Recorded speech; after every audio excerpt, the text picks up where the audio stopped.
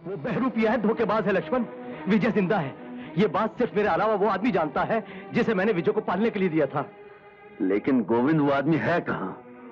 वो विजय को लेकर कहाँ गया है, इसकी भी खबर है तुम्हें? तो क्या तुम उस कमीने श्रीनाथ को उसकी चाल में कामयाब हो जाने दोगे?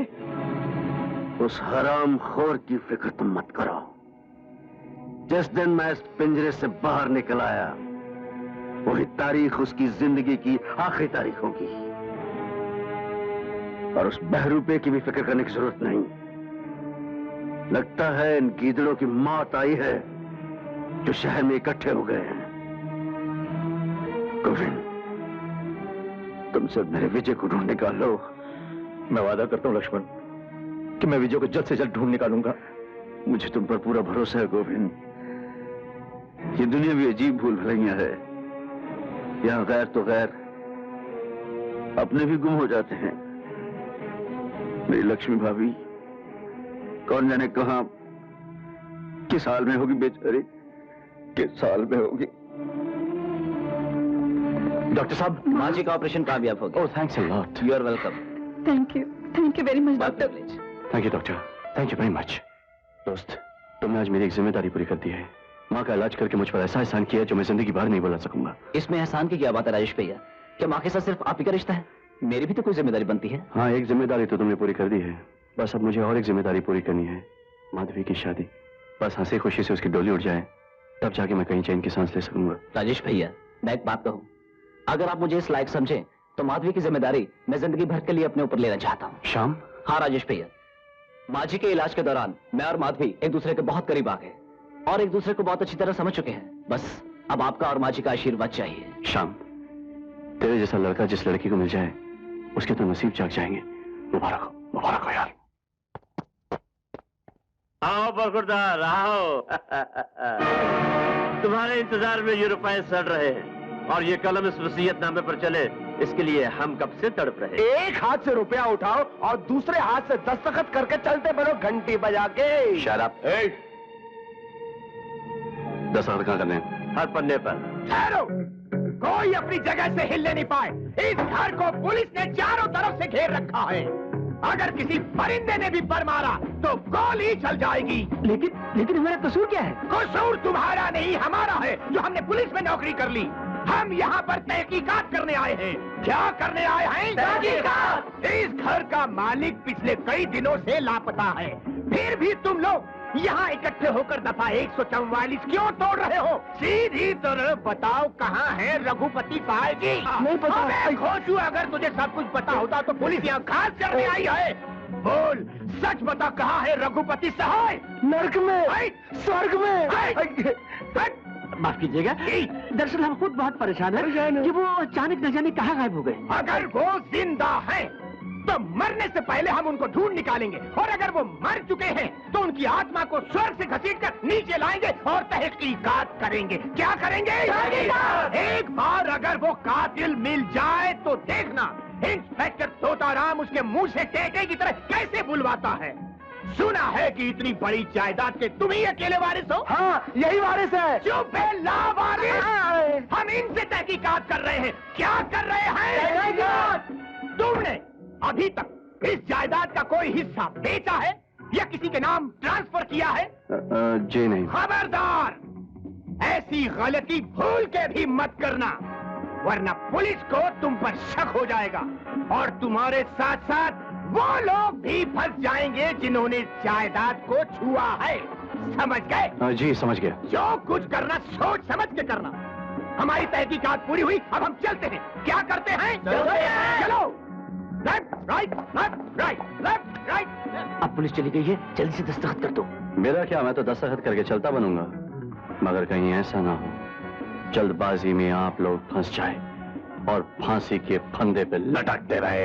तहकीकात। नहीं, डैडी ये ठीक कह रहा है। जब तक पुलिस की निगाह में ये केस ठंडा ना हो जाए हमें चुप रहना चाहिए, नहीं तो हम बाप बेटे की घंटी बज जाएगी।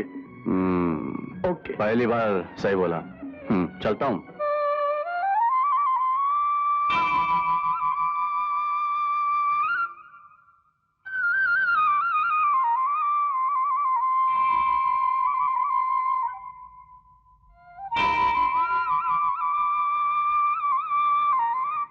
सुनिए, आप लक्ष्मी देवी जी हैं ना? जी नमस्ते। नमस्ते। लेकिन आप? मैं हूँ ईश्वर दयाल। जिस स्कूल में आपका बेटा आनंद टीचर था, मैं वहाँ हेडमास्टर हूँ। अच्छा अच्छा। एक बार तो आपके घर भी आया था आनंद के साथ। हाँ याद आया। कहिए कैसे हैं? सब भगवान की कृपा है, पर भगवान ने बड़ा अन्याय किया है आपके साथ। आपको देखा तो कलेजा फटने लगा। भगवान इंसान से सब कुछ ले ले, पर उसकी माँ से उसका जवान बेटा न छीने। क्या कह रहे हैं आप? क्या हुआ मेरे आनंद को? क्या अभी तक आपको मालूम नहीं हुआ कि आपका बेटा आनंद इस दुनिया में नहीं रहा? क्या? फाइट के मुकाबले में उसकी जान चली गई। आनंद के प्रोविडेंट फंड की रकम मैंने गांव के पते पर भिजवा दी, माँ, लेकिन सब कुछ वापस आ गया। आनंद तू चला गया। बेटी तुम माँ को संभालो, मैं पानी लेकर आता हूँ। मेरी प्यारी बहनिया बनेगी दुल्हनिया, वो सच के आएंगे दूल्हे राजा। भैया माँ माँ, ये देखिए साड़ियाँ, ये जेवर और खास तौर से ये शॉल तेरे बेटे ने तेरे लिए भिजवाए हैं। तू नहीं जानती वो तुझको कितना चाहता है और अपनी बहन से कितना प्यार करता है। ये सब तेरी शादी की तैयारी है, उसी के पैसे से हो रही है और ढेर सारे रुपए भी भेजे वहाँ। कहाँ से? स्वर्ग से? भैया माँ को सब मालूम हो गया है। आज तक तुम लोग मुझे धोखा देते रहे, आज तक मेरे से सच्चाई छुपाते रहे ताकि मेरी सांस चलती रहे। अरे मेरी सांस तो यहाँ चल रही थी, लेकिन मेरे दिल की धड़कन तो आनंद के साथ थी। और तू आज तक मेरे साथ नाटक करता रहा, क्योंकि तू एक बहुत बड़ी नाटक कंपनी में काम करता है, तो तुमने घर में भी नाटक शुरू कर दिया, और वो भी माँ के साथ।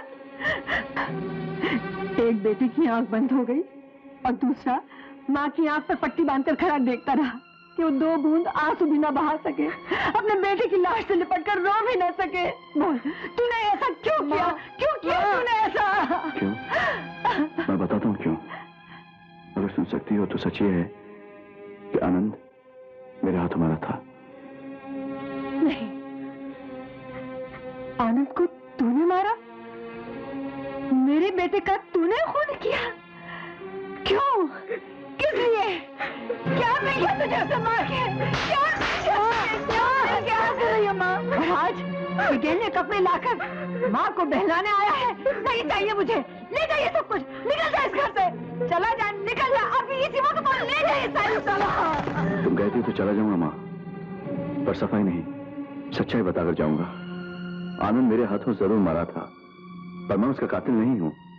अगर मैं उसका कातिल होता तो कानून मुझे सजा देता, पर मैं अपनी जमीर की आवाज पर खुद को सजा देने आया हूँ। पश्चाताप की आग में जल रहा हूँ माँ। मैंने अपने नाम, दौलत, शोहरत की लाश को आनंद के चिता के साथ जला दिया माँ। शोहरत के उजाले में रहने वाला राजेश आज गुमनामी के अंदर में डूब गया माँ, सिर्फ तेरे बेटे का फर्ज पूरा करने के लिए, उन सपनों को पूरा करने के लिए जो आनंद ने देखा था।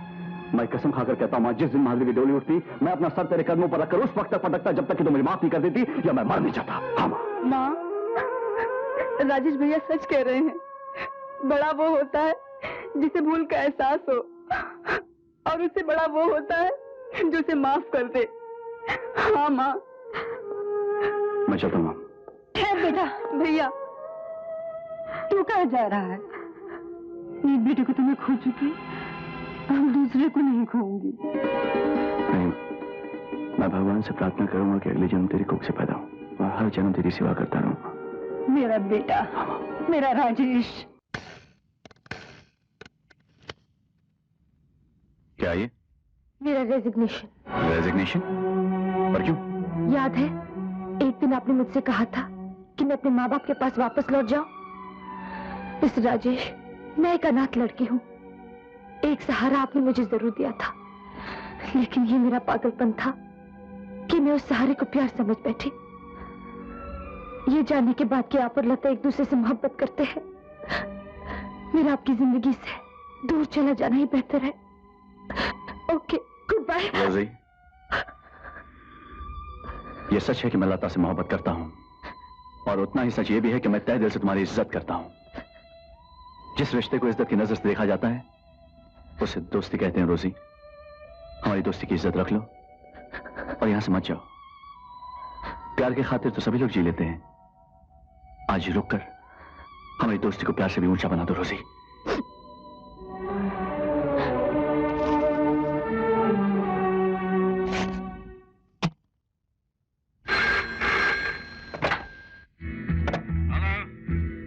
मैं डॉक्टर श्याम बोल रहा हूँ। डॉक्टर साहब फरमाइए, क्या बात है? मैं दुनिया का वो आश्चर्य आपको दिखाना चाहता हूँ जिसको देखकर आपकी आंखों को यकीन नहीं आएगा। ऐसे कौन सी आश्चर्य की बात है जो आप मुझे दिखाना चाहते हैं? एक बार हॉस्पिटल में तशरीफ ले आइए और फिर खुद अपनी आंखों से देखिए कि इस वक्त आपके नाना जी क्या कर रहे हैं। मैं भी आता हूँ।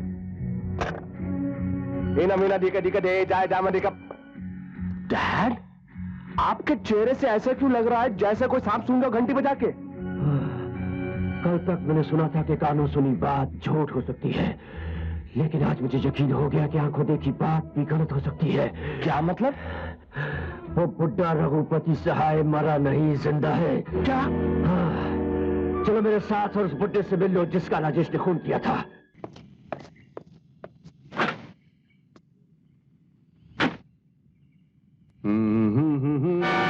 बहुत धोखा दे चुके, अब ना ही हिलने की कोशिश करना, ना ही चालाकी दिखाने की, वरना घंटी बजा दूंगा तेरी। चलो, जहां हम कहते गाड़ी ले चलो, चलो।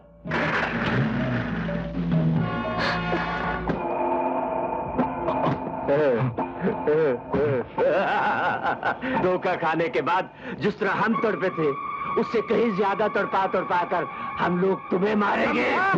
एक बार मेरे हाथ पैर खुल जाए, उसके बाद तो किसी को तड़पा नहीं सकेगा। मैं तुझे इतना मारूंगा कि तड़प तड़प के तेरी घंटी बज जाएगी।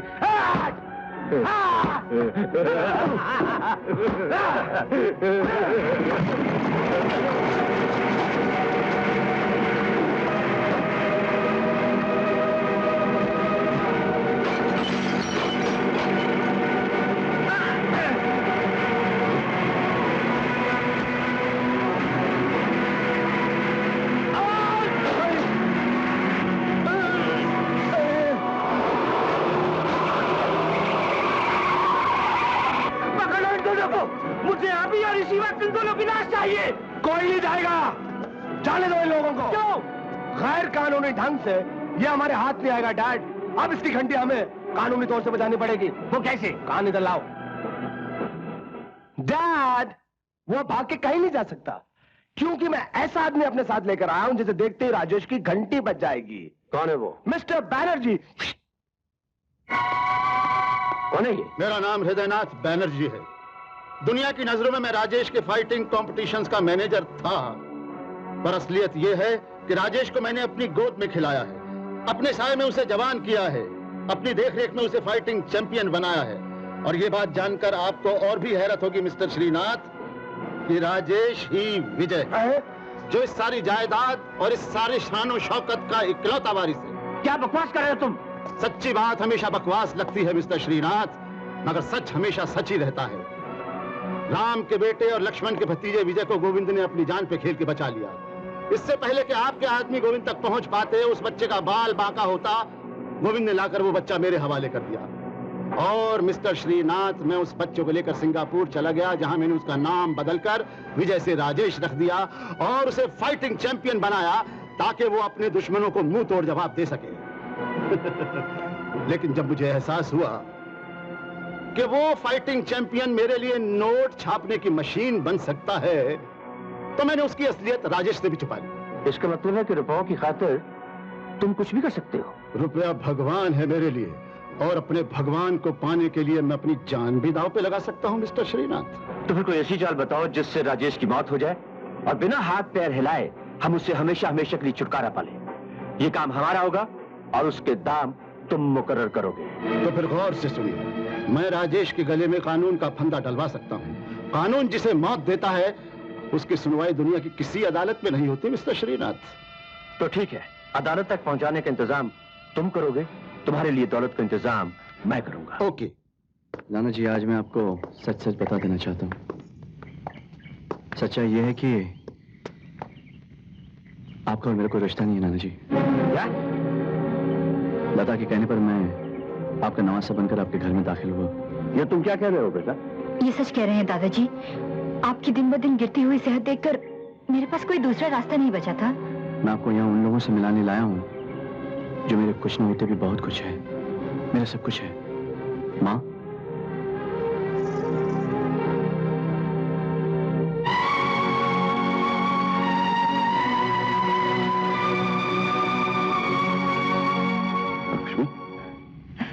लक्ष्मी, मेरी बेटी। पिताजी, पिताजी मैं तो सोचती थी कि आप मुझे कभी माफ नहीं करेंगे।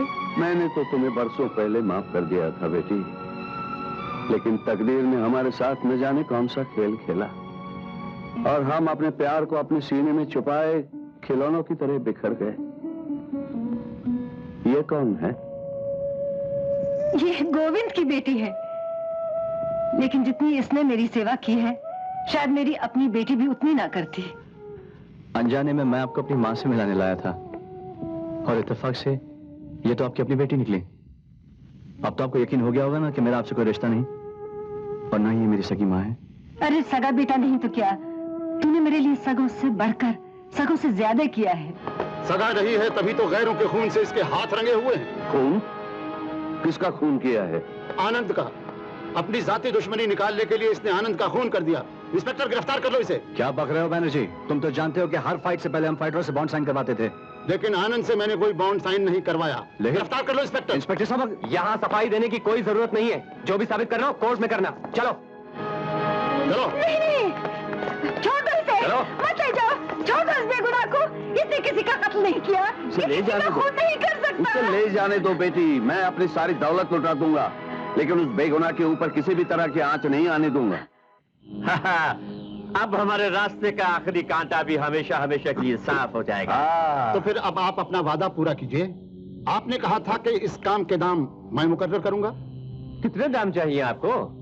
पूरी जायदाद में आधे की पार्टनरशिप मंजूर है, लेकिन बनर्जी साहब मैं आपको ये पार्टनरशिप तब तक नहीं दे सकता जब तक राजेश फांसी के फंदे पर लटक नहीं जाता। किस कम वक्त ने राजेश को फांसी के फंदे पर लटकवाने के लिए भेजा है मिस्टर श्रीनाथ? वो तो सीधा मरने के लिए गया है। क्या मतलब? मतलब ये कि जिन पुलिस वालों ने राजेश को गिरफ्तार किया दरअसल वो असली पुलिस वाले नहीं थे। तो फिर? वो मेरे अपने आदमी थे, सारे के सारे कराटे चैंपियन।